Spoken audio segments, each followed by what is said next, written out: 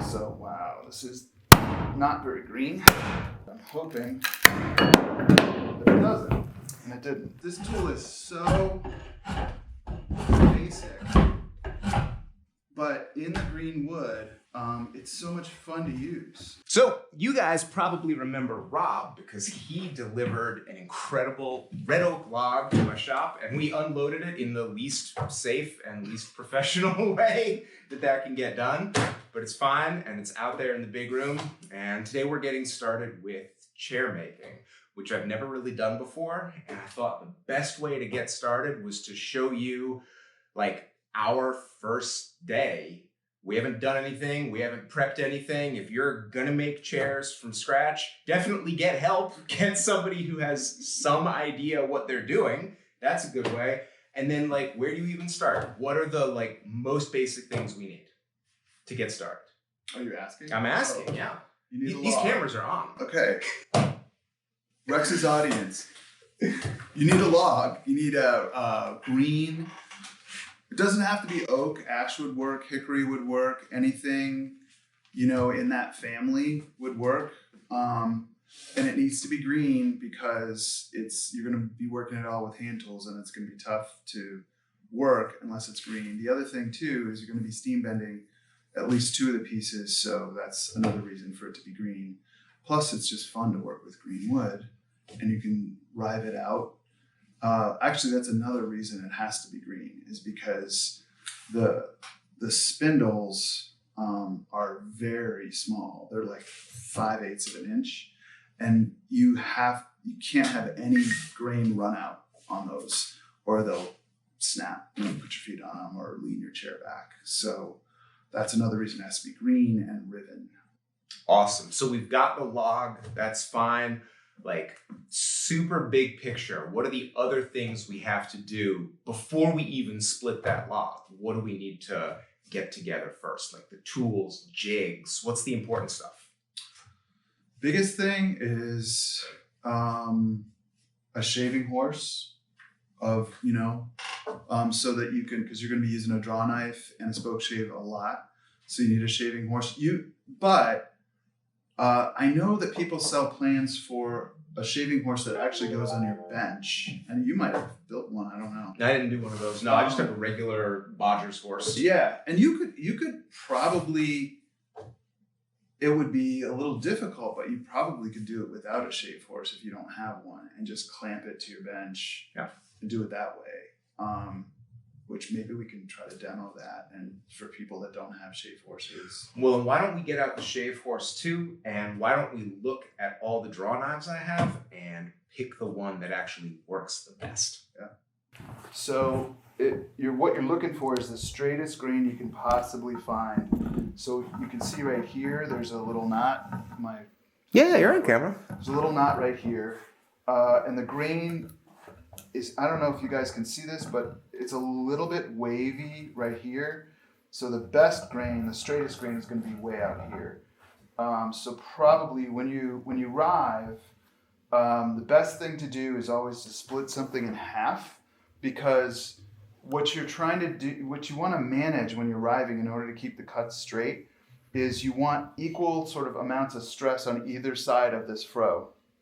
So what you don't want to do is come out here and just rive off this tiny little piece, unless you're going to throw away this piece, because your split is going to tend to want to wander when you do that.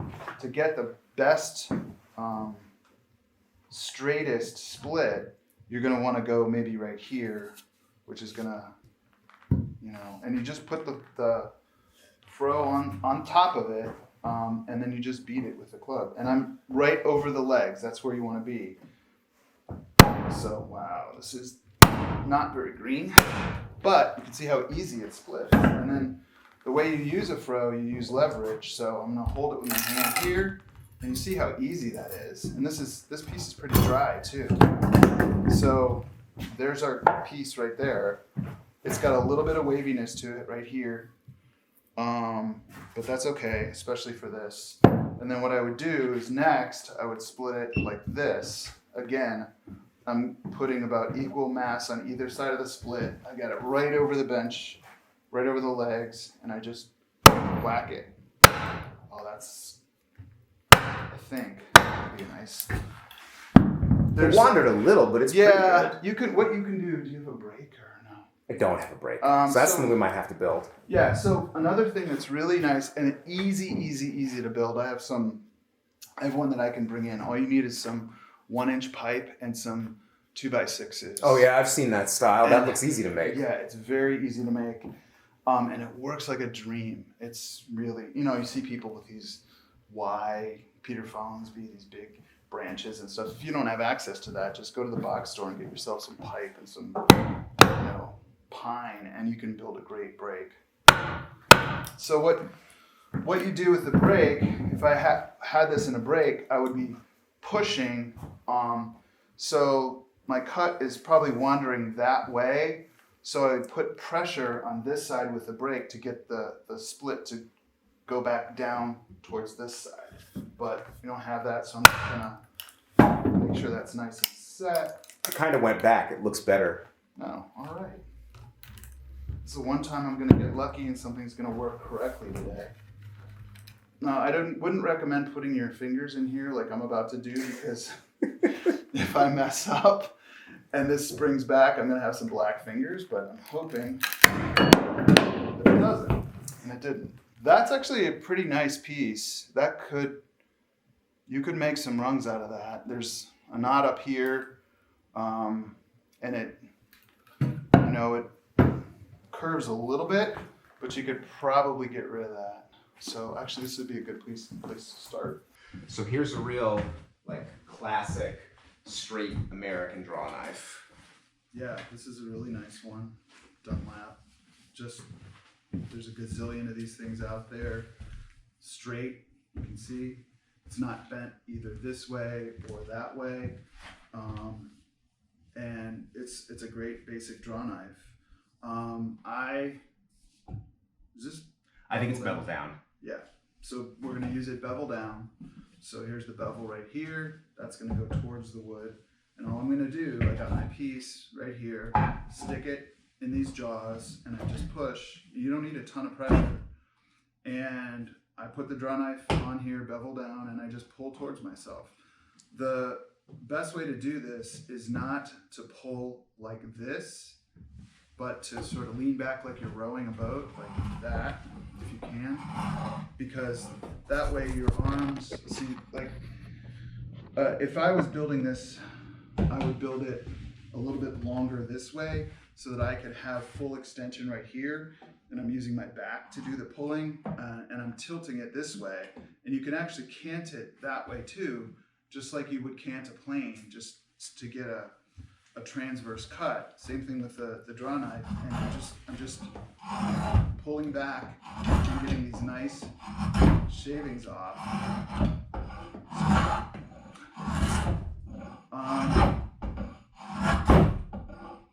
Yeah, this is so the best way to use it. This is a decent one. It's not feels sharp by hand, not on the wood so much. I don't think I've sharpened it since I moved into this shop, so it's been sitting there for a couple years. Yeah. So this one's a little bit unusual. I bought it because it's kind of an uncommon design, and I think the handles are really ergonomic, and it's definitely sharper. It's a little bit unusual, but there's no confusion about how to use it. Yeah.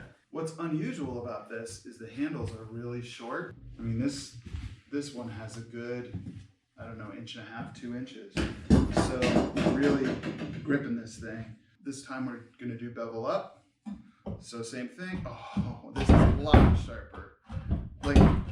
Too bad the stock is so dry. Yeah. This is nice. So it's so sharp that it's easy to take too big of a bite, which I was just doing. So, but you can see I'm pulling the horse off the floor with this. What you can do with these, so now all I'm doing is I'm taking a corner off one side, a corner off the other side, and then I'm coming down the middle. And all I'm trying to do is make a flat surface here.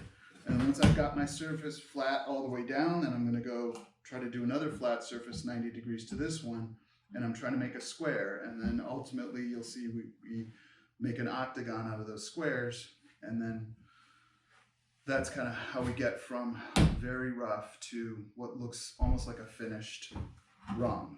But this is a nice draw knife, and you can sort of use it as a wedge too, like I'm doing here at the end. So I'm just gonna yank it and split off a big chunk. Yeah, that's much better. So yeah, that's nice. So this one is a much more curved design. It's curved along both planes, and it's the one that, for whatever reason, I've always had the easiest time sharpening. And it's led a hard life, but I think it has a lot of potential. I really like these curved draw knives. Yeah. And you'll see, hopefully, when I put it on a piece, it gives you a nice, for whatever reason, I'm not sure what the physics of it are, but it gives you a nice, smooth shaving. I think because it like auto skews. Yeah. You have to skew it. Yeah. So I really like these curved ones. So let's see if I can get this to work. Oh yeah. Yeah, it's unlike the other ones where I was taking off too much. With one, it's easier to sort of get too big of a bite. This one you can control the. Oh man, this is nice. Yeah. Oh, yeah. You can see. I mean, maybe you can't see, but I can tell you this is way easier to use in terms of the energy that's required to take a shaving off of this. And oh man, it cuts like a dream. It's my favorite so far. It's that, I don't know if you guys can see that, but it's like really flat already with just a couple strokes. So this is a very nice straw knife. So this last one was made by my buddy Tracy, and he's not a chair maker, but he does a lot of green wood carving. He does axe handles and hammer handles and stuff, and he makes these. He welds them up and everything. Now that one's beveled down for sure. And that's really sharp too. So let's see if we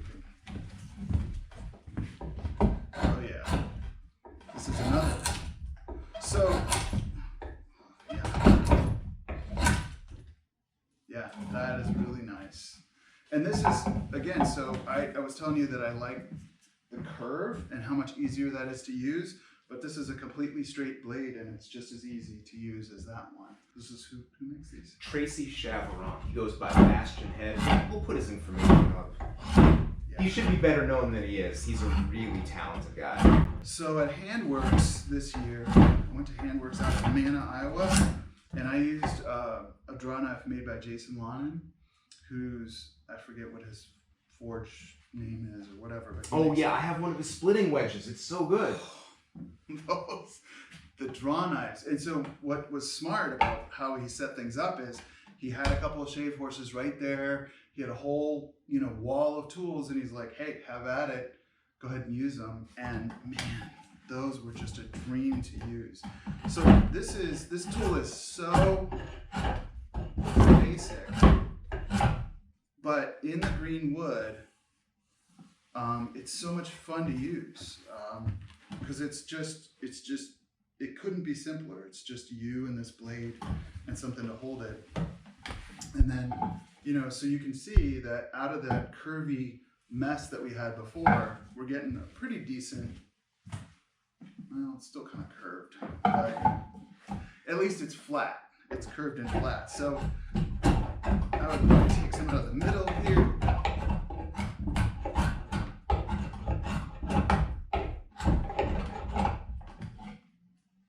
That's better. It's getting there.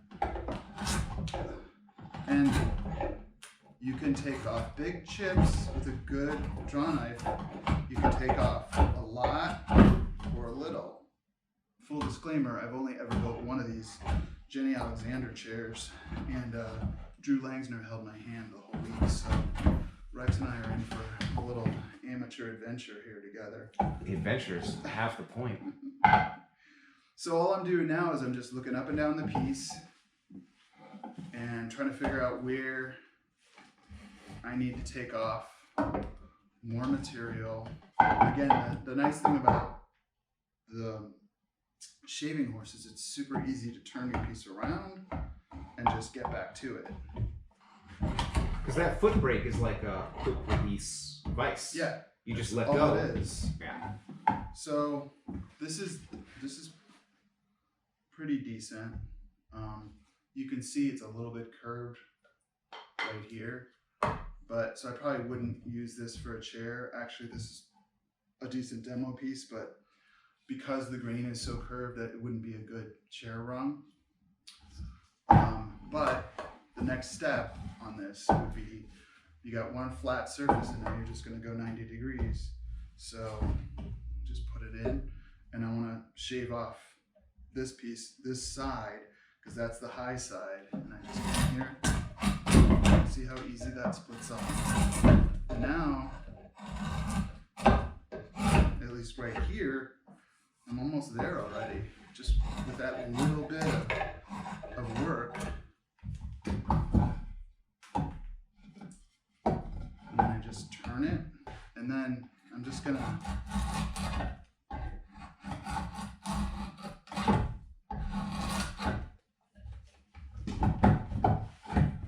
so at least up at the top, I'm starting to get a square, a rectangle, and that's what I'm looking for.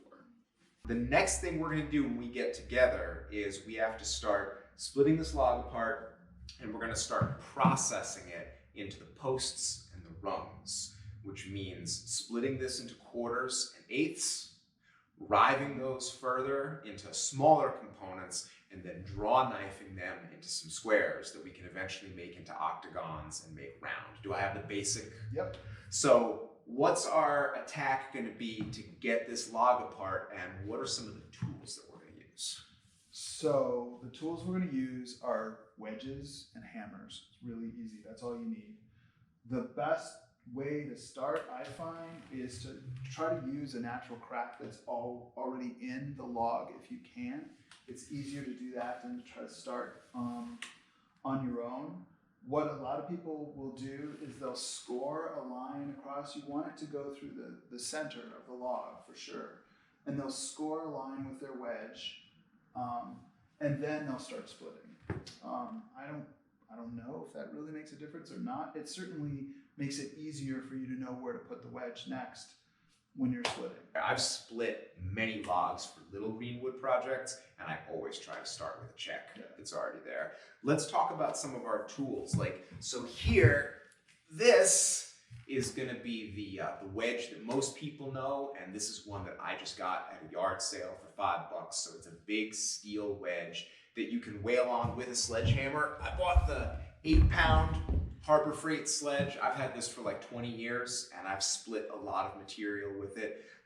This wedge is like less than ideal. A lot of the time, I have a really difficult time getting it to start. So what's your advice for some better equipment to start your splits? You can sharpen it.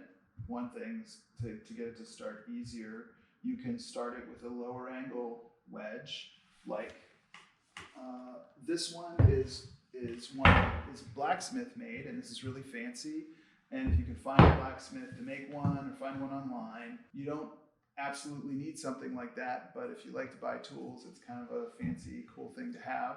And so the difference is this one's like much, much narrower and has a cambered, curved edge to it. And you could sharpen this with a curved edge, but this one, which comes from, I think the fellow's name is Jason London, he's a blacksmith, and I bought this from him, and this thing goes into wood like a heat-seeking missile. It is just, compared to this old thing, when you're starting a split, this thing is unbelievable. So we'll probably use this. Yeah.